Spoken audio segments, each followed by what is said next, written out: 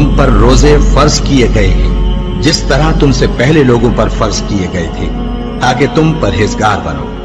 रोजों के दिन गिनती के चंद रोज हैं, तो जो शख्स तुम में से बीमार हो या सफर में हो तो दूसरे दिनों में रोजों का शुमार पूरा कर ले।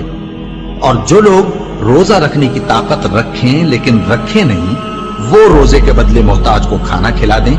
और जो कोई अपनी मर्जी से ज्यादा नेकी करे तो उसके हक में ज्यादा अच्छा है।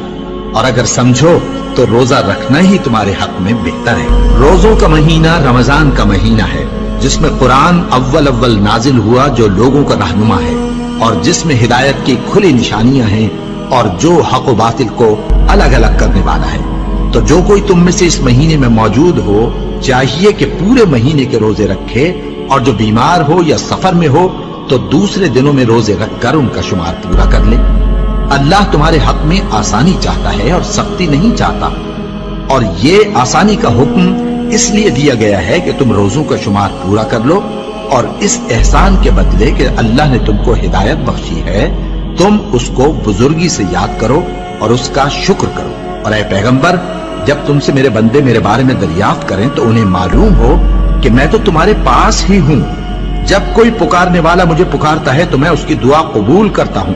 तो उनको चाहिए कि मेरे हुक्मों को माने और मुझ पर ईमान रखें, ताकि नेक रास्ता पाए। रोजों की रातों में तुम्हारे लिए अपनी औरतों के पास जाना जायज कर दिया गया है। वो तुम्हारी पोशाक हैं और तुम उनकी पोशाक हो। अल्लाह को मालूम है कि तुम उनके पास जाने से अपने हक में खयानत करते थे, सो उसने तुम पर मेहरबानी की और तुम्हारी हरकत से दरगुजर फरमाई। तो अब तुमको इख्तियार है कि उनसे मुबाशरत करो। और अल्लाह ने जो चीज तुम्हारे लिए लिख रखी है, यानी औलाद, उसको अल्लाह से तलब करो और खाओ और पियो, यहां तक कि सुबह की सफेद धारी रात की सियाह धारी से अलग नजर आने लगे।